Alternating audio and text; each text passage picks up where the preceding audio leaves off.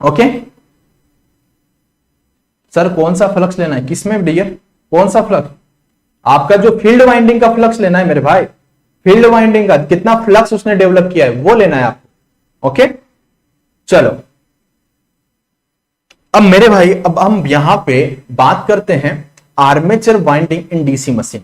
तो आर्मेचर आपके पास यहां पे दिख रहा होगा आपको, अगर आपको यहां पे आर्मेचर यहां पे दिख रहा होगा तो यहां पे देखो ये आर्मेचर है आपके पास, दिस इज आर्मेचर, इस पूरे को आप क्या बोलते हो, आर्मेचर। ओके ये क्या लगा रखा है मेरे भाई, कॉम्यूटेटर। कॉम्यूटेटर क्या करता है मेरे भाई, एक बार बता दो मेरे भाई, कॉम्यूटेटर क्या करता है। ओके और इसको किसका बनाया जाता है, सब कॉपर का बना रहता है, बस ये हार्ड कॉपर बोल दो इसको कि सर ये हार्ड कॉपर का बना होता है। और ये भी क्या होता है मेरे भाई, रोटेटिंग पार्ट होता है। ओके ये भी रोटेट होता है, ये भी रोटेट होता है, जैसे जैसे आपका रोटर रोटेट होता है वैसे वैसे ये भी आपका रोटेट होता है मेरे भाई। तो देखो क्योंकि वाइंडिंग के साथ कनेक्टेड था ना, एक पार्ट से ये दूसरे पार्ट से ये। अब देखो मेरे भाई यहां पे आपको ये आर्मेचर दिख रहा होगा, इस आर्मेचर पे देखो मेरे भाई ये आपको छोटे छोटे से ये छेद दिख रहे होंगे जिसके अंदर वाइंडिंग पुटअप की गई है, जिनके अंदर वाइंडिंग पुटअप की गई है। ओके इनको बोला जाता है मेरे भाई स्लॉट्स, इनको क्या बोला जाता है, स्लॉट्स। जो ये आपको अंदर खाली जगह दिख रही होगी ये होती है मेरे भाई स्लॉट्स, ये होती है स्लॉट्स। ओके अब यहां पे ये देखो डिफरेंट डिफरेंट टाइप की आपके पास वाइंडिंग कर रखी है भैया, इतनी खतरनाक तरीके से। यहां पे देखो वाइंडिंग, फिर ये जब वाइंडिंग होती है इसके बाद ही यहां पे ईएमएफ इंड्यूस होता है मेरे भाई, ये वाइंडिंग होने के बाद ही ईएमएफ इंड्यूस होता है। ओके तो आपको पता चल गया कि ये आपके पास कॉम्यूटेटर होता है, ये आपके पास शाफ्ट है, और ये आपके पास पूरा आर्मेचर है, और ये आपके पास स्लॉट्स है। मतलब स्लॉट्स के अंदर वाइंडिंग रखी जाती है, मतलब स्लॉट्स के अंदर आपकी वाइंडिंग पुटअप की जाती है, मतलब कॉइल पुट की जाती है। ओके तो देखो बच्चे अगर मैं अब बात करूं यहां पे, समझते जाना, एक एक पॉइंट आपका सबसे ज्यादा इंपॉर्टेंट है यहां पे। हाँ बिल्कुल सही बोले सर, खांचे, हाँ खांचे बोलते हैं क्या इनको, चलो खांचे समझ लो। ओके जैसे बस आपको याद होना चाहिए। ओके अब थोड़ा सा ध्यान लगाना मेरे भाइयों, आपकी जो वाइंडिंग है ना बहुत बहुत ज्यादा इंपॉर्टेंट है मेरे भाई, इतनी इंपॉर्टेंट है कि मैं बता नहीं सकता हूं। अगर आपको वाइंडिंग नहीं आती ना तो समझ लेना कि डीसी मशीन आपको सिर्फ 30 to 40% ही आता है, 60% नहीं आता है। ओके तो ये वाइंडिंग समझना जरूरी है, तभी आप सारे क्वेश्चन बना पाओगे मेरे भाई। अगर वाइंडिंग नहीं समझोगे तो आप क्वेश्चन नहीं बना पाओगे। अब देखो कि सर सबसे पहले जो हमारे पास डीसी मशीन होती है यहां पे टू टाइप की वाइंडिंग हम प्रीफर करते हैं। एक कौन सी होती है, सुनते जाओ बड़े ध्यान से। एक तो होती है सर लैप वाइंडिंग, एक तो होती है सर लैप वाइंडिंग, एक होती है वेव वाइंडिंग, एक होती है सर वेव वाइंडिंग। ठीक है सर, एक तो हो गई लैप वाइंडिंग, एक होती है वेव वाइंडिंग। जो आपके पास सर जो लैप वाइंडिंग होती है, ओके यहां पे क्या होता है मेरे भाई, ए इक्वल्स टू, ए मतलब क्या होता है, number of parallel path, equals to क्या होता है भैया, number of pole, equals to क्या होता है, number of brushes, number of brushes. ये होता है मेरे भाई, इसका कंडीशन ये होता है। अगर वेव वाइंडिंग की मैं बात करूं मेरे भाई तो यहां पे होता है A equals to number of parallel path, यहां पे 2 होते हैं मेरे भाई, equals to number of brushes, equals to क्या होता है मेरे भाई, number of brushes, number of brushes, but not equals to pole, not equals to pole आप ये नहीं बोल सकते हो। अगर आपने ये बोल दिया तो ये गलत बोल रहे हो आप। ओके वहां पे A equals to P equals to number of brushes होता है, बट यहां पे जो पैरेलल पाथ होते हैं वो 2 होते हैं, equals to number of brushes. Okay not equals to pole. First point सभी का क्लियर। अगर मैं यहां पे बात करूं कि यहां पे आप एक चीज यूज करते हो lap winding and wave winding के अंदर, क्या करते हो मेरे भाई, एक तो करते हो सर यहां पे मल्टीप्लेक्स। ओके जो आपके पास लैप वाइंडिंग मल्टीप्लेक्स नाम सुना होगा, एक आपके पास वेव वाइंडिंग मल्टीप्लेक्स नाम सुना होगा। ठीक है तो ये क्या होता है मल्टीप्लेक्स में बता देता हूं। ओके अगर मैं बात करूं लैप वाइंडिंग मल्टीप्लेक्स, बड़े ध्यान से सुनते जाना। ओके लैप वाइंडिंग मल्टीप्लेक्स मतलब आपके पास हो जाएगा A इक्वल टू कितना हो जाएगा भैया, एमपी मध्य प्रदेश नहीं है। ओके एम मतलब मल्टीप्लेक्स, एम मतलब मल्टीप्लेक्स, मतलब यहां पे जो एम रिप्रेजेंट करता है ये मल्टीप्लेक्स, अभी मल्टीप्लेक्स समझाने वाला हूं, चिंता मत करो। ओके, एम मतलब मल्टीप्लेक्स। अगर यही बात मैं वेव वाइंडिंग के अंदर बात करता हूं तो आप बोल दोगे कि wave winding multiplex, wave winding multiplex. तो वहां पे क्या बोलते हो भैया, वहां पे नंबर ऑफ पैरेलल पाथ कितने होते हैं, 2 होते हैं। ओके, अगर 2 होते हैं तो यहां पे 2m आप लिखने वाले हो। क्या लिखने वाले हो मेरे भाई, 2m आप यहां पे लिखने वाले हो वेव वाइंडिंग के अंदर।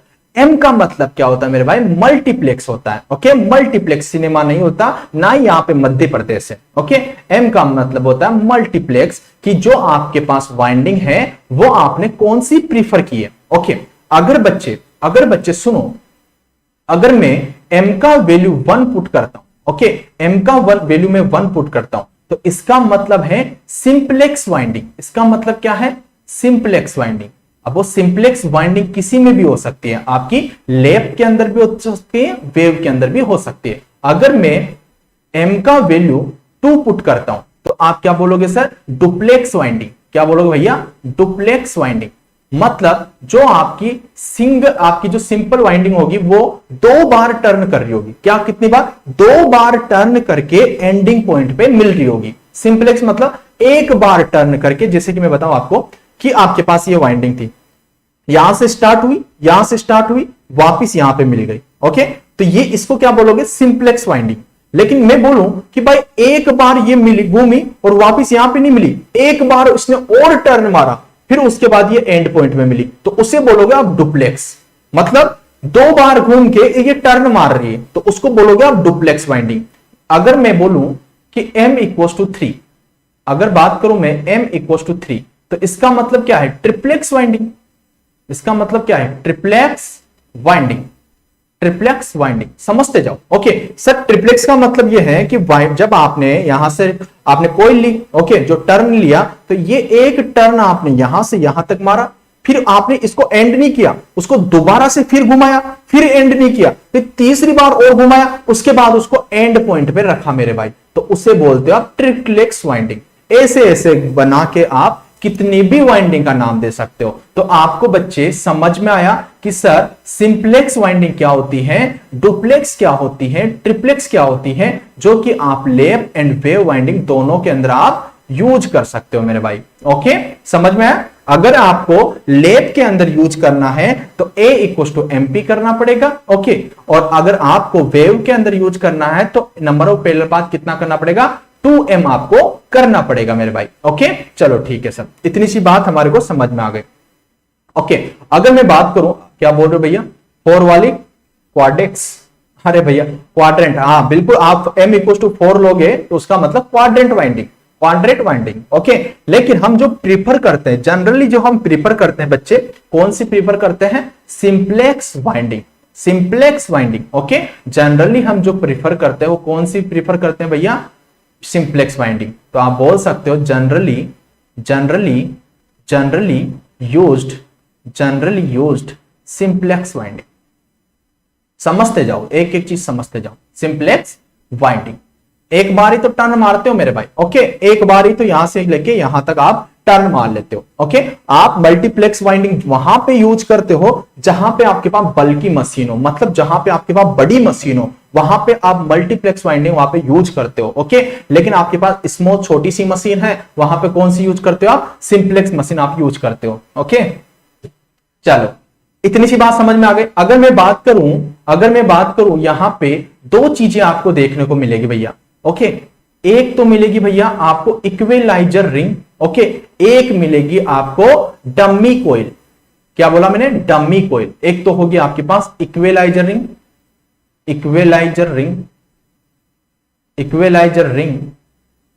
ओके, और एक है आपके पास डमी कोयल। भैया तो खतरनाक है डमी कोयल। सर ये क्या है, समझो मेरे भाई। अगर आप लैप वाइंडिंग प्रीफर कर रहे हो मेरे भाई, अब देखो वाइंडिंग मैंने यहां पे बता दी कि ये वाइंडिंग आप लगा रहे हो यहां पे। ओके, यहां पे ये स्लॉट्स के अंदर आप वाइंडिंग कर रहे हो मेरे भाई, स्लॉट्स के अंदर आप वाइंडिंग प्रीफर कर रहे हो। अगर आप ये वाइंडिंग लगा रहे हो मेरे भाई, तो आपके पास यहां पे इसी स्लॉट्स के अंदर आप इक्विलाइजर रिंग रखते हो। और इक्विलाइजर रिंग किसमें रखते हो? सुनो, इक्विलाइजर रिंग जो रखी जाती है वो ओनली लैप वाइंडिंग के अंदर ही रखी जाती है। ओके, तो आप यहां पे लिख सकते हो कि सर जो आपके पास इक्विलाइजर रिंग होती है यूज्ड इन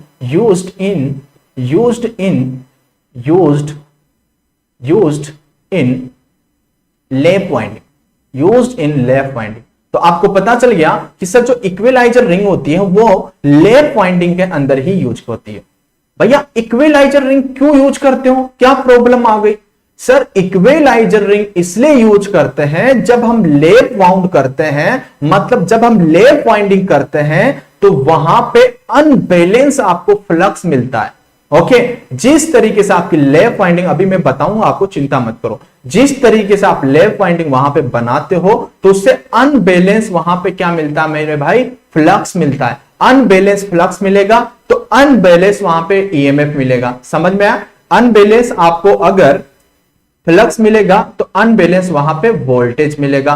तो भैया अनबैलेंस ये मिलने के बाद वहां पे सर्कुलेटिंग करंट फ्लो हो जाता है। अगर सर्कुलेटिंग करंट फ्लो हो गया उस क्लोज पाथ के अंदर तो आप क्या बोलोगे भैया कि यहां पे हीटिंग बढ़ने लग जाएगी। अगर हीटिंग बढ़ने लग जाएगी तो वाइंडिंग बर्न हो जाएगी। तो उसी सर्कुलेटिंग करंट को कम करने के लिए आप इक्विलाइजर रिंग यूज करते हो। या आप ऐसे भी बोल सकते हो कि सर प्रॉपर कॉम्यूटेशन के लिए आप इक्विलाइजर रिंग यूज करते हो। मतलब प्रॉपर कॉम्यूटेशन का मतलब क्या है भैया? AC to DC, DC to AC, AC to DC, DC to AC, यही तो होता है कॉम्यूटेशन का मतलब। ओके, कि सर या तो आप ऐसे बोल सकते हो कि प्रॉपर कॉम्यूटेशन के लिए आप इक्विलाइजर रिंग यूज कर सकते हो। अब दोबारा फिर बोलता हूं कि सर इक्विलाइजर रिंग स्लॉट्स के अंदर आप रखते हो। दोबारा सुनो, यहां पे फिर बोल रहा हूं, समझना। इक्विलाइजर रिंग जो आपके पास ये स्लॉट्स हैं इन्हीं के अंदर रखी जाती है मेरे भाई, इन्हीं स्लॉट्स के अंदर रखी जाती है। और इनके अंदर आर्मेचर में जो ये स्लॉट्स हैं इन्हीं के अंदर इक्विलाइजर रिंग रखी जाती है। इक्विलाइजर रिंग क्यों रखी जाती है?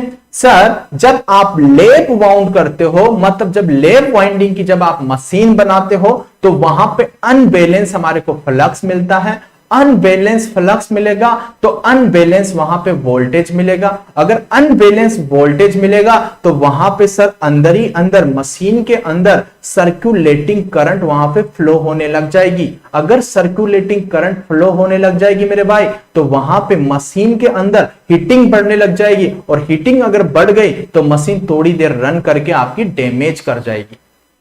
तो उसी सर्कुलेटिंग करंट को मिनिमाइज करने के लिए हम क्या लगाते हैं भैया? इक्विलाइजर रिंग लगाते हैं। तो एक बार सभी बच्चे बताओ कि आपको ये समझ में आ गया इक्विलाइजर रिंग? सबसे पहले बताओ कि आपको इक्विलाइजर रिंग समझ में आ गया कि सर इक्विलाइजर रिंग क्यों लगाते हैं? Equaliser use in lap winding. तो आप यहां पे बोल सकते हो कि सर इक्विलाइजर रिंग इसलिए लगाते हैं कि यहां पे अनबैलेंस फ्लक्स होता है। अनबैलेंस्ड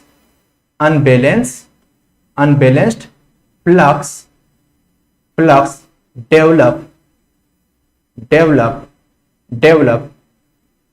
ऑन आर्मेचर एंड आगे क्या बोल सकते हो? अगर ये डेवलप हुआ तो आप बोलोगे अनबैलेंस वोल्टेज डेवलप। ओके, आप बोल सकते हो अनबैलेंस वोल्टेज डेवलप। कहां पे डेवलप हो रहा है मेरे भाई? सब कुछ तो आर्मेचर पे ही होता है ना, कोई स्टेटर पे करने मत लग जाना मेरे भाई। ओके, तो अनबैलेंस वोल्टेज डेवलप हो रहा है आर्मेचर पे। तो सर यहां पे जब अनबैलेंस वोल्टेज डेवलप हुआ तो अंदर ही अंदर क्या हो गया मेरे भाई? सर्कुलेटिंग करंट फ्लो हुआ। अंदर ही अंदर क्या हुआ मेरे भाई? Circulating current flow, circulating current flow. अगर सर्कुलेटिंग करंट फ्लो हो गया तो हमने क्या किया? स्लॉट्स के अंदर इक्विलाइजर रिंग यूज किया कि वो क्या करे कि वहां पे जो आपके पास सर्कुलेटिंग करंट डेवलप हुआ है उसको मिनिमाइज कर सके और हीटिंग से बचा सके और आपकी मशीन डैमेज होने से बच जाए। समझ में आया? तो आपको पता चल गया कि सर सर्कुलेटिंग करंट जो यहां पे फ्लो हुआ इसको क्या किया जाता है? इक्विलाइजर रिंग द्वारा मिनिमाइज किया जाता है। ओके, तो आप बोलोगे circulating current circulating current minimise by equaliser ring, equaliser ring. इतनी सी बात समझ में आ गई? ठीक है, आपको इक्विलाइजर रिंग के बारे में प्रॉपर समझ में आ गया। कहां पे यूज की जाती है? ओनली लैप वाइंडिंग के अंदर की जाती है। अगर आप मशीन लैप वाइंडिंग का बना रहे हो तो वहां पे इक्विलाइजर रिंग यूज करते हो मेरे भाई। तो आपको अब यहां पे कोई प्रॉब्लम नहीं होना चाहिए कि सर इक्विलाइजर रिंग क्यों यूज करते हैं, ओके, कहां पे यूज कर सकते हैं, क्यों करते हैं, ओके, क्या करती है, तो ये इसलिए हम इसे यूज करते हैं। या आप ये भी बोल सकते हो कि प्रॉपर कम्यूटेशन के लिए, या आप ये भी बोल सकते हो इक्विलाइजर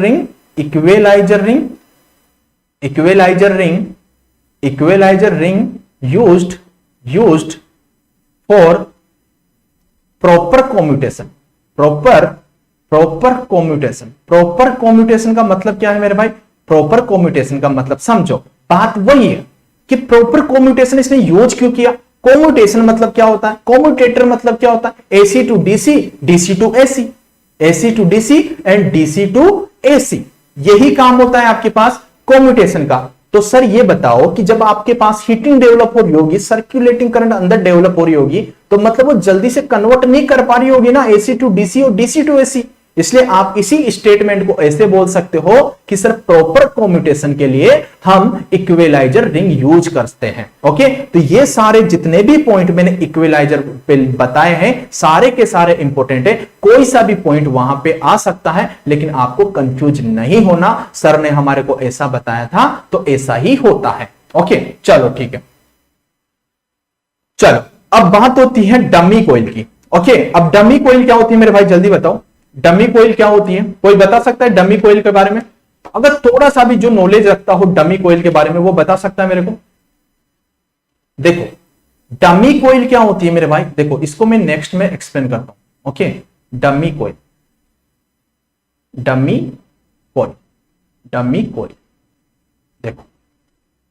देखो मेरे भाई, यहां पे ऐसा करता हूं, इसको मैं डमी कोइल को रफ कर देता हूं वरना आप कंफ्यूज होगे। ओके, चलो सर देखो डमी कोइल जो होती है मैं बता देता हूं कि आपके पास ये आर्मेचर है, ठीक है, ये आर्मेचर, ठीक है। अब आर्मेचर पे क्या करता हूं मेरे भाई, यहां पे स्लॉट्स बना देता हूं। ओके, आर्मेचर पे स्लॉट्स तो बनाने पड़ेंगे ना, ये स्लॉट्स मैंने बना दिए। स्लॉट्स के अंदर ही तो आप कोइल को रखोगे मेरे भाई। ओके, ये स्लॉट्स मैंने यहां पे बना दिए। ओके, ये स्लॉट्स मैंने यहां पे बना दिए। ओके, ये स्लॉट्स मैंने यहां पे बना दिए, ये स्लॉट्स मैंने यहां पे बना दिए। अब इस स्लॉट्स जब आपने बनाए तो इस स्लॉट्स के अंदर आपको क्या दिखेगा मेरे भाई, आपको दिखेगा सर यहां पे कंडक्टर आपने रख दिए, कंडक्टर रख दिए। ओके बताओ, ओके ओके, अगर आपने यहां पे करंट आपने कंडक्टर यहां पे रख दिए, तो कंडक्टर जब आपने यहां पे रख दिए मेरे भाई, तो सुनो कि यहां पे सर हमने क्या किया, यहां पे ये है आपके पास डमी कोइल। क्या है ये? Dummy coil. ओके, अगर ये डमी कोइल आपने जो यूज की है, ओके, और ये आपके पास क्या थे, आर्मेचर कंडक्टर। ये क्या है मेरे भाई, आर्मेचर कंडक्टर। अब सुनो, सबसे पहली बात यहां पे आती है कि जो डमी कोइल है वो वेव वाइंडिंग जो मशीन है वहां पे प्रीफर की जाती है। वेव वाइंडिंग में आप इसे क्यों प्रीफर करते हो मेरे भाई? सुनो, जो ये स्लॉट्स होते हैं ना, जो स्लॉट्स के अंदर आप कोइल पुट करते हो, स्लॉट्स के अंदर जब आप कोइल पुट करते हो तो कहीं स्लॉट्स के अंदर वहां पे आपकी कोइल पहुंच नहीं पाती। मतलब इसका मतलब यह है कि आपके पास बेटा ये जो मैंने बताया है ना, ये स्लॉट्स के अंदर आपने वाइंडिंग पुट अप कर रखी है ना, तो कहीं स्लॉट्स ऐसे होंगे जो खाली होंगे, कहीं स्लॉट्स ऐसे होंगे जो खाली होंगे, उनके अंदर कोई वाइंडिंग ही नहीं होगी। अगर वहां पे कोई वाइंडिंग नहीं होगी तो वहां पे भी तो भैया, वहां पे भी तो वोल्टेज आपका अनबैलेंस हो जाएगा, वहां पे भी तो वोल्टेज आपका अनबैलेंस हो जाएगा। और वेव वाइंडिंग में ऐसा होता है, वेव वाइंडिंग के अंदर सारे के सारे स्लॉट्स आपके फुल फिलअप नहीं होते हैं, तो वो फुल फिलअप नहीं होते हैं, इसीलिए हम क्या करते हैं, जैसे कि बोला कि आपके पास ये 2 स्लॉट्स आपके खाली हैं, अगर ये 2 स्लॉट्स खाली है तो हम यहां पे क्या रख देते हैं मेरे भाई, डमी कोयल रख देते हैं। ये डमी कोयल आपने यहां पे रख दी है। ये डमी कोयल क्या करती है, डमी कोयल क्या करती है कि यहां पे जो कंडक्टर नहीं थे उनकी कमी को फुलफिल करती है मेरे भाई। ओके, मतलब डम होके बैठ जाती है। डम का मतलब समझते हो ना। ओके, डम होके बैठ जाती है कि उनकी जो कंडक्टर नहीं है उनकी कमी को ये फुलफिल करती है सर। तो उनकी कमी को फुलफिल करती है तो सर ये क्या, इससे आपका डायरेक्टली जो आपका कंडक्टर होता है इससे क्या ये डायरेक्टली कनेक्टेड होती है? नहीं मेरे भाई, ये इलेक्ट्रिकली डायरेक्टली कनेक्टेड नहीं होती है, इलेक्ट्रिकली ये इंसुलेटेड होती है। इसको हम इसमें इसलिए रखते हैं कि ये मैकेनिकल बैलेंस बनाए रखे। जो आपका आर्मेचर है उस पे जो ईएमएफ डेवलप हुआ है वो आपका बैलेंस रहे, मतलब मैकेनिकली बैलेंस के लिए आप डमी कोयल यूज करते हो वेव वाइंडिंग के अंदर। समझ में आया मेरे भाई? समझ में आया मेरे भाई? चलो बताओ, सारी चीजें समझ में आ गई। इसका कोई कनेक्शन नहीं होता कंडक्टर के साथ मेरे भाई, इसका कोई कनेक्शन नहीं होता इलेक्ट्रिकली, ये यहां से मेरे भाई आइसोलेटेड होती है। ये ओनली मैकेनिकल बैलेंस के लिए आप यूज करते हो और वेव वाइंडिंग के अंदर आप इसे यूज करते हो। ओके, तो आपको पता चल गया कि जो डमी कोयल है वो कहां पे यूज करते हो मेरे भाई, कहां पे यूज करते हो। देखो कंसेप्ट को है ना प्रॉपर ढंग से पढ़ो, है ना, प्रॉपर ढंग से तरीके से समझो। आप कहीं तो बोलोगे डमी कोयल को आप लेप वाउंड के अंदर यूज कर लोगे और वहां पे लगा दोगे सर सर्कुलेटिंग करंट कम करने के लिए। क्यों कर दोगे मेरे भाई, वहां पे जरूरत ही नहीं है, वहां पे सारे स्लॉट्स फुल फिलअप है। तो भैया जो पॉइंट जहां पे बता रहा हूं ना वो परफेक्ट उसी तरीके से याद रखो। इसको कहां पे यूज किया जाता, उसको कहां पे यूज नहीं किया जाता, ये पॉइंट ही आपसे पूछने वाला है। मैं आपको भी पता है कि मैं फालतू चीजें तो नहीं बताता, आपको एक भी फालतू चीज नहीं बताता। जो आपसे पूछी जाएगी वही चीजें मैं आपसे शेयर करता हूं मेरे भाइयों।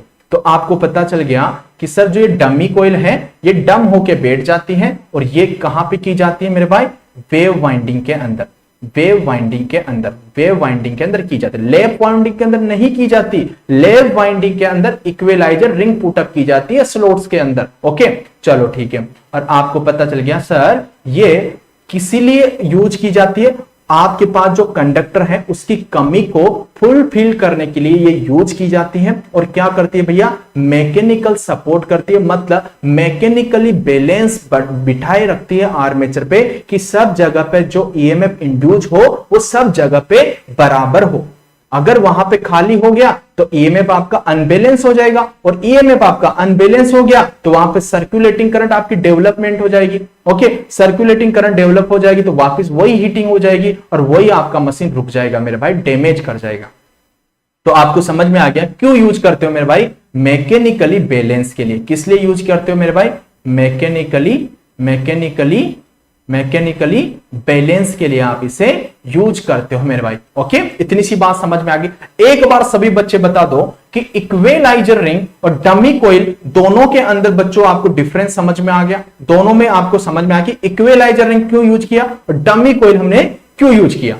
ओके, एक बार सभी बच्चे बता दो, एक बार सभी बच्चे बता दो, क्या आपको सही तरीके से आपको समझ में आए। अब ये भी बता देता हूं मैं, ये इलेक्ट्रिकली भैया कनेक्टेड नहीं होती है, याद रखना। इसको फिजिकली वहां पे प्लेस किया जाता है बट ये इलेक्ट्रिकली उससे आइसोलेटेड होती है मेरे भाई, दूसरे कंडक्टर से ये कनेक्टेड नहीं होती है। ये दिमाग में बिठा लेना। सिर्फ इसको मैकेनिकली बैलेंस के लिए आप यूज कर रहे हो कि वहां पे इंड्यूस ईएमएफ अलग अलग ना हो। ओके, अगर इंड्यूस ईएमएफ अलग अलग हो गया तो आपका मैकेनिकल बैलेंस बिगड़ जाएगा, वही सर्कुलेटिंग करंट जो आपकी लैप वाउंड के अंदर हो रही थी वही इसके अंदर फ्लो होने लग जाएगी और वापिस वही हीटिंग हो जाएगी और मशीन डैमेज कर जाएगी। तो इसलिए यहां पे रख लो कि आपके पास जो डमी कोयल है ये आपकी क्या होती है मेरे भाई, इलेक्ट्रिकली नॉट कनेक्टेड। लिख सकते हो यहां पे electrically not connected. Okay, electricity ये आपके पास जो आपके पास कोयल है उससे कनेक्टेड नहीं होती है। आपसे मैं पूछता हूं एक क्वेश्चन कि जो ये कोयल एक वर्ड में यूज करता हूं इसका मतलब है क्या। एक बार मेरे को सभी बच्चे बताओ, जो कोयल वर्ड जो मैं यूज करता हूं इस कोयल वर्ड का मतलब है क्या। एक बार सभी बच्चे बताओ कि जो ये कोई वर्ड जो मैं यूज करता हूं, जिसको भी अपने तरीके से बताओ, सबका अपना अपना तरीका होगा कि इसका मतलब होता क्या है, ये क्या है, जल्दी बताओ। मैं आपके कमेंट का वेट कर रहा हूं, तो जल्दी से बताओ मेरे भाइयों। आपको एक एक देखो, आज जो भी आपको चीजें पता है, ओके, जो भी इसके बारे में आप जानते हो, ओके, जो भी आप इसके बारे में जानते हो, ओके, मैं सबके कमेंट पढ़ रहा हूं, ओके, अपना अपना मत करो, जो भी आपका दिमाग बोलता है कि हाँ ये होती है, हाँ ये होती है, ओके। फिर मैं आगे बढ़ता हूं। हाँ, मैं पढ़ रहा हूं आपके conductor R and L, okay, turns का बंडल, turns, okay, minimise 1 turns and 2 conductor in coil, okay, okay, minimum 1 turn and 2 conductor. देखो, दिमाग में बिठा लो, दिमाग में बिठा लो मेरे भाइयों कि आपके पास क्या है, ये आपके पास आर्मेचर है, ओके, ये आपके पास आर्मेचर है। इस पे आप यहां पे टर्न कर रहे हो, ओके, आप कंडक्टर लेके आए, ओके, ये आपने फर्स्ट टर्न मारा, कितने कंडक्टर आए, 2 कंडक्टर, एक ऊपर एक नीचे। फिर दूसरा टर्न मारा, फिर 2 कंडक्टर, 4 कंडक्टर हो गए। फिर तीसरा मारा, ओके, 6 हो गए। फिर चौथा मारा, फिर 5 मारा, फिर छठा मारा, फिर 7 मारा, मारते गए। तो भैया एक स्लोट्स के अंदर ऐसा एक बंडल बन गया ना। एक गन्ने का जो बताया था मैंने, एग्जांपल दिया था कि गन्ने का एक आपके पास एक बंडल, ओके, तो एक बंडल बन गया ना। तो भैया ऐसा थोड़ी कि एक एक टर्न ही आप वहां पे डालोगे, भैया एक पूरा बंडल आपका एक स्लोट के अंदर जाएगा, उसे आप कोइल बोलते हो, ओके। आरएल आपके सभी के आंसर सही थे, किसी के गलत नहीं थे, ओके, सभी का डिफरेंट तरीका था बताने का, ओके। तो कोइल का मतलब क्या होता है मेरे भाई, आपका एक बंडल, ओके, इसको टर्न मत समझ लेना, ओके, मतलब एक टर्न को मतलब आप बोलोगे कि एक कोइल, बिल्कुल सही बोल रहे हो, वो गलत नहीं बोल रहे हो आप, ओके। 2 टर्न को भी एक कोइल, 3 टर्न को भी आप एक कोइल, मतलब 3 टर्न की एक कोइल बना रहे हो। ऐसे आपको समझ में आ गया कि नंबर ऑफ टर्न्स बढ़ाते जाओ, जितने टर्न्स की आपके पास कोइल होगी उसे ही आप क्या बोलते हो मेरे भाई, कोइल बोल देते हो, ओके। मतलब 12 बंडल, ओके, वही आपका कोइल होता है, ओके। चलो ठीक है, इतनी सी बात समझ में आ गई। चलो ठीक है सर, हम थोड़ा सा डिफरेंस समझ लेते हैं, उससे पहले हम यहां पे आपको एक डायग्राम दिख रहा होगा, ओके, इसके बारे में बता देते हैं मेरे भाई। देखो, ये स्टेटर होता है, ओके, स्टेटर सभी बच्चे जानते हैं, ओके, ये बाहर का पार्ट आपका स्टेशनरी होता है। अब देखो, पोल शू एंड पोल फेसेस, आपको कल मैंने बताया था कि पोल शू आप क्यों यूज करते हो, कि जो आपके पास फील्ड वाइंडिंग है उसके जो कंडक्टर है वो नीचे ना पड़े मेरे भाई, उसको जूते पहनाते हो आप, ओके। यहाँ पे आपकी ये फील्ड वाइंडिंग है, इसके ऊपर ये आपका पोल शू है, ओके। अब ये आपका पूरा आर्मेचर है, ओके, ये आर्मेचर का कोर है मेरे भाई। अब इसके अंदर आपने स्लॉट्स के अंदर आपने वाइंडिंग कर रखी है, ओके, स्लॉट्स के अंदर ये वाइंडिंग कर रखी है, आर्मेचर वाइंडिंग, यहीं पे आपका ईएमएफ डेवलप होगा, ओके। अब देखो, वो बताया था नहीं, बाहर ये पोर्शन आपका कॉम्यूटेटर होता है, ओके। कॉम्यूटेटर के ऊपर आप ब्रशेस लगा देते हो, ब्रश यहां से करंट कलेक्ट कर देता है या इसको करंट दे देता है, तो यहां से आप बाहर निकाल लेते हो या इसको दे देते हो मेरे भाई। तो ये आपको एक डायग्राम मैंने यहां पे बता दिया है। चलो ठीक है, थोड़ा सा हम कंपेरिजन समझ लेते हैं मेरे भाई, ओके। कोशिश करना आपको सारे कंपेरिजन आसानी से और अच्छे तरीके से समझ में आ जाए। तो सबसे पहले यहां पे हेडिंग डालेंगे हम, हाँ, ये टेबल आपकी बहुत बहुत बहुत ज्यादा इंपॉर्टेंट है, बाकी सब छोड़ के चले जाना, लेफ्ट वाइंडिंग, वेव वाइंडिंग, सब कुछ छोड़ के चले जाना, लेकिन ये टेबल जरूर याद करके चले जाना एग्जाम में। अगर आपको रिवीजन करने का टाइम ना होना तो इस टेबल को जरूर पढ़ के चले जाना, और सब कुछ आप छोड़ के चले जाना भले इस टेबल के अंदर से, ओके, लेकिन ये टेबल आपको पढ़ के जाना है। टेबल में हम सबसे पहले लेफ्ट वाइंडिंग की बात करेंगे, फिर इसके बाद वेव वाइंडिंग की बात करेंगे, वेव वाइंडिंग। अब देखो मेरे भाई, जो आपके पास लेफ्ट वाइंडिंग होती है मेरे भाई, क्या होती है, समझो बड़े प्यार से समझो। आपको पता है, अब मैं आपसे पूछता जाऊंगा मेरे भाई, आपको पता है कि number of parallel path equals to number of pole equals to number of brushes, होता है कि नहीं होता है, नंबर ऑफ ब्रशेस होता है कि नहीं होता है, ओके। और जो फर्स्ट पॉइंट इसके अंदर लिखोगे, number of parallel path equals to 2, okay, equals to क्या लिखोगे मेरे भाई, आपके पास बोलोगे number of brushes, but not equals to pole, इतनी सी बात आपको समझ में आ गई। अगर नेक्स्ट में बात करूं यहां पे कि आपको थोड़ा सा याद कैसे रखना है, क्योंकि हमको यह समझ में नहीं आता कि सर को किसमें वोल्टेज ज्यादा होता है, किसके अंदर कम होता है। मेरे भाई आज के बाद है ना आपको दिमाग में से कंफ्यूजन मिटा देना है। मेरे भाई आपके पास यहाँ पे ये W लिखा हुआ है, ओके, ये W ऐसे लिखा हुआ है, ऐसे, ओके, और ऐसे लिखा हुआ है।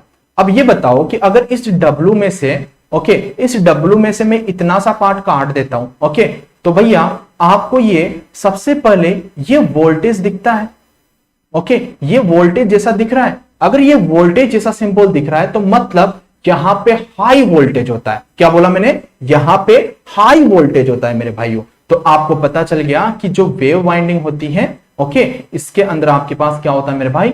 आपके पास सेकंड पॉइंट लिख दोगे, high voltage, high voltage, high voltage. ये टेबल बहुत ज्यादा इंपॉर्टेंट है मेरे भाई, और अभी इस पे क्वेश्चन कराएंगे अपन, ओके, आपसे बनना चाहिए, तभी समझ लो सारी चीजें, दिमाग के दरवाजे खोल लो मेरे भाइयों सारे, ओके। तो यहां पे आपको पता चल गया कि हाई वोल्टेज होता है वेव वाइंडिंग के अंदर, और आपके पास जो करंट होता है वो लो होता है मेरे भाई, लो करंट, या ऐसे लिख दो करंट लो, ऐसे बोल दो कि लो करंट। अब मेरे भाई बताओ, इसका अपोजिट आपका लेफ्ट में होने वाला, इसका अपोजिट आपका लेफ्ट में होने वाला। यहां पे हाई वोल्टेज है तो यहां पे क्या बोलोगे भैया? आप बोलोगे sir low voltage and high current, high current, okay, low voltage and high current आपको यहां पे मिलने वाला है। ठीक है सर। अगर नेक्स्ट पॉइंट में मैं आपको बात करूं तो भैया आपको ऐसा नहीं दिख रहा कि वोल्टेज कम है। वोल्टेज कम का मतलब क्या है? स्टेप डाउन ट्रांसफॉर्मर जैसा नहीं दिख रहा आपको कि ये सर स्टेप डाउन हो रहा है। आपके पास वोल्टेज हाई है तो सर स्टेपिंग अप हो रहा है सर। तो अगर लो वोल्टेज आपके पास हो रहे हैं तो आप बोलोगे कि सर स्टेपिंग डाउन। तो भैया आपको पता है कि स्टेप डाउन ट्रांसफॉर्मर कहां पे यूज किया जाता था? सर वेल्डिंग पर्पज के लिए, क्योंकि वहां पे हाई करंट का रिक्वायरमेंट था। तो आपको पता चल गया कि सर जो लेफ्ट वाइंडिंग है ये कहां पे यूज की जाएगी भैया? वेल्डिंग पर्पज के लिए, ओके। तो आप बोलोगे used used used used in welding purpose. याद आ रहा है थोड़ा सा ट्रांसफॉर्मर का? रिलेशन बनाते चलो मेरे भाइयों, मजा आएगा, ओके ओके। और जिन्होंने ट्रांसफॉर्मर नहीं पढ़ा वो भी घबराने की कोई दिक्कत नहीं मेरे भाई। स्टेप डाउन ट्रांसफॉर्मर क्यों यूज करते हो? वेल्डिंग पर्पज के लिए हम यूज करते हैं। तो इसको हम बोल सकते हैं कि सर वेल्डिंग पर्पज के लिए हम इसको यूज करते हैं सर, ओके। अब भैया थर्ड में मैं यहां पे बात करूं कि इसको आप कहां पे यूज करते हो मेरे भाई? जनरेटर में, ओके, जनरेटर के लिए used in generator, okay, used in generator. अरे भाई दोनों होते तो जनरेटर में ही है ना, लेकिन दोनों जनरेटर में जब आप यूज करते हो कि जनरली, इसका मतलब यह है कि जो जनरली आप प्रीफर करते हो वो वेव वाइंडिंग वाला ही प्रीफर करते हो, क्योंकि आपको पता है हमेशा वहां पे आपको दो ब्रशेस दिखते होंगे। जब आप आर्मेचर देखते होंगे उसके ऊपर दो ही ब्रशेस दिखते होंगे, ओके। कभी 4 ब्रश वाली मशीन देखी क्या आपने? नहीं देखी होगी, ओके। आप हमेशा 2 ब्रश ही लगे रहते हैं, तो 2 ब्रश ही आप प्रीफर करते हो। तो मैक्सिमम जो आप पढ़ते हो वो वेव वाइंडिंग की बात करता है मैक्सिमम, ओके। तो इसलिए आपके पास यूज्ड इन जनरेटर। अगर मैं फोर्थ बात करूं यहां पे फोर्थ अगर मैं बात करूं तो आप ये बोल सकते हो कि लेफ्ट वाइंडिंग जो होती है इसके अंदर क्या होती है? इक्विलाइजर रिंग आप यूज करते हो। क्या यूज करते हो? आप बोलोगे equaliser ring, equaliser ring used. क्या वेव वाउंड के अंदर भी आप इक्विलाइजर रिंग यूज करते हो क्या? जल्दी बताओ, क्या वेव वाउंड के अंदर भी यहां पे आपके पास वेव वाउंड के अंदर भी आप इक्विलाइजर रिंग यूज करते हो क्या? ओके, चलो बताओ।